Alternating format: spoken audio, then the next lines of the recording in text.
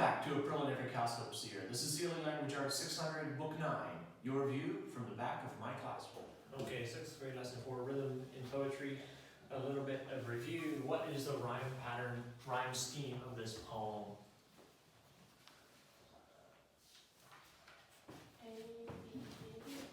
A, B, A, B. Good. Which lines rhyme in a poem that has a rhyme scheme? A, B, C, A. The first and last. The first and the last rhyme. Okay, you remember rhyme schemes and how they work. Okay, we talked about that a poem has a bit of a rhythm, a pattern to it. In fact, we've already scanned and marked the feet, how many feet it has, and that's an accented syllable, and the unaccented syllables go with it. And if we end up with half of a foot, does that count as a whole foot then? Yes, we round it up to a whole foot at the end.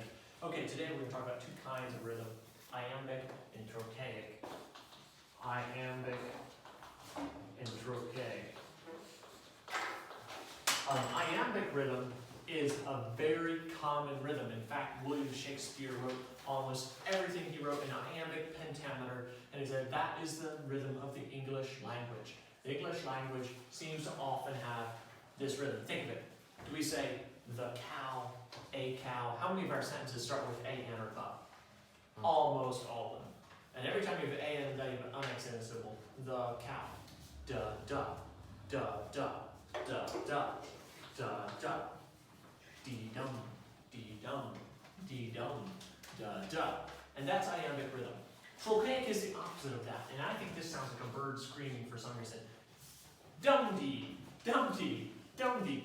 And it's much more active. It's much more get up and go. This feels steady. This feels much more active to me. What kind of rhythm do we have in this one? If you've tried and have not won. Trochaic, yes. If you've tried and have not won. Okay, what kind of rhythm is this? Ah, distinctly I remember it was in the late December, and each separate dying ember left its ghost upon the floor. Trochaic also. Ah, distinctly I remember. What about this one? The stormy marches come at last with wind and cloud and changing skies. Iambic. If it starts with the or and, the stormy march has come at last. It's iambic.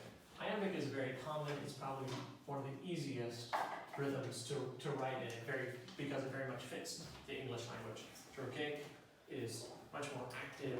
People don't write too much in it. You wouldn't write a sad song in trochaic. Except the raven is in trochaic, and it's very sad and mournful. That poem that I read you part of.